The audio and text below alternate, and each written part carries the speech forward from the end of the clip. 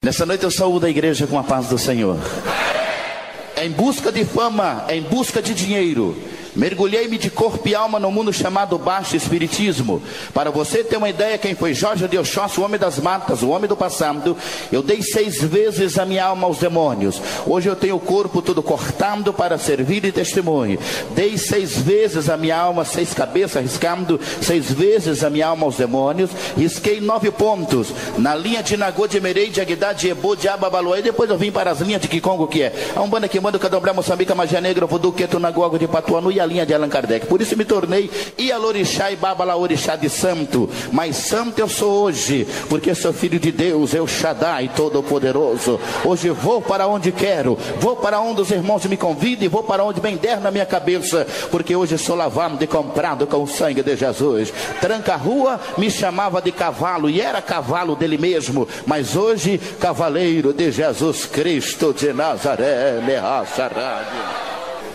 Com 7 anos e meio, meus pais resolveram mudar-se para o Paraná, uma cidade chamada Foz do Iguaçu.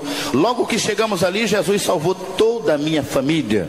Mas eu acompanhei meus pais um tempo, não gostei do barulho, então fugi de casa e fui morar dentro de uma tenda de Umbanda.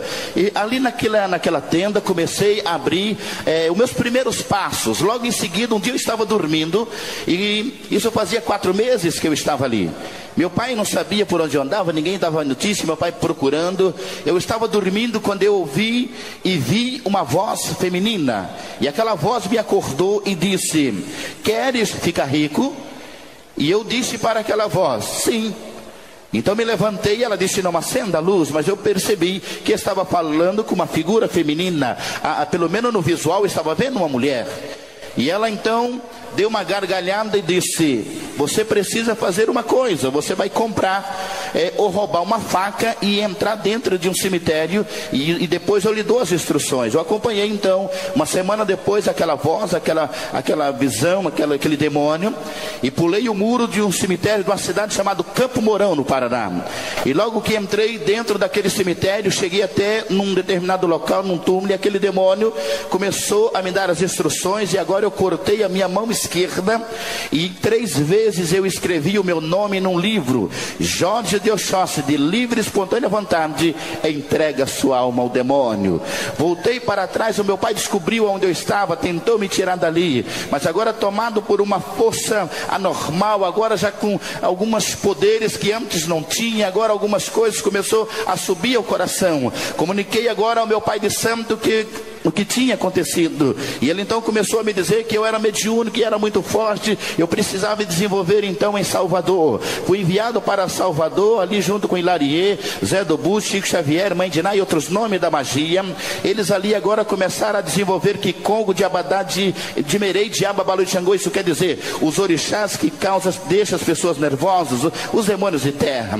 Comecei então a separar casais. Fui conhecido como o homem das matas, o pai de santo que mais separou casais nesse país, mas nunca consegui separar um casal de crente, queridos, porque no crente capeta não pode tocar. O crente é guardado pelo sangue de Jesus Cristo de Nazaré.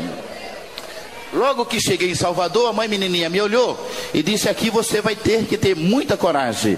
Me tatuaram todo o meu corpo. Se você entende de tatuagem, sabe, tatuagem não sai da pele. Hoje, se você viver de camiseta, vai ver os cortes, os furos, ainda estão em meu corpo. Mas as tatuagens, na noite a qual eu aceitei a Jesus como meu Salvador, todas elas desapareceram do meu corpo, porque Jesus ainda faz milagre no meio da igreja. Meu pai agora descobriu onde eu estava. Meu pai descobriu o que eu estava fazendo. Fui tentar me tirar dali, mas não conseguiu mais. Eu agora, com ódio mortal do meu velho, comecei a dizer palavras de que qualquer dia iria matar. Mas eu me lembro que o meu pai estava acompanhado com um outro irmão, e aquele irmão disse: irmão Antônio, entrega teu filho para Jesus. Na hora certa Jesus vai tirar o teu filho daí, irmão Antônio. O meu pai então voltou para trás e começou a orar por mim. Orou 1 ano, 2 2, 5, 10, 15, 20, 25, 27 anos depois, o Senhor ouviu a oração do meu papai. Eu não sei quanto tempo faz que você vem orando pelos teus familiares, mas uma coisa sei: o Senhor já ouviu a tua oração, e na hora certa você vai ver o teu parente com as mãos levantadas dizendo: o Senhor é o Senhor da minha vida, porque o teu parente pertence a Jesus Cristo de Nazaré. Eu agora comecei a abrir cabeça para os orixás para me tornar famoso. Minha primeira participação em televisão foi num filme chamado Pichote. Ali já ganhei um cachê de $10.000. Aquilo era muito para um garoto adjuvante começando, era muito, o que é isso? E agora já comecei a ter o meu próprio dinheiro. Agora eu comecei a dar passe nas pessoas. Agora eu comecei a fazer algumas pontes em novelas, em televisão. Agora aquilo começou a subir para o meu coração. Já era conhecido, meu nome já saía em revista. Agora aquilo tudo começou de uma maneira anormal, invadiu meu coração e tudo começou a ficar diferente. Foi quando o demônio me chamou e disse: você vai ter que abrir agora a tua terceira cabeça. Eu já disse aos irmãos que tudo que disser posso provar no nome e no sangue de Jesus Cristo. Para você ter uma ideia, eu fiquei 19 anos de minha vida sem tomar banho, sem cortar meus cabelos, sem cortar a minha barba, sem tirar as minhas unhas e sem comer uma comida normal. Por isso era tão magro, 57 quilos, hoje 130, para a glória de Deus, porque é Deus que está cuidando da minha vida agora. Você precisa abrir a tua terceira cabeça. Eu fui enviado para Uganda, Kawawa, na África. Fiquei ali 1 ano, 2 meses e 26 dias aprendendo a arte da magia e da feitiçaria. Ali, irmãos, eu aprendi as chamadas técnicas modernas, como separar um casal.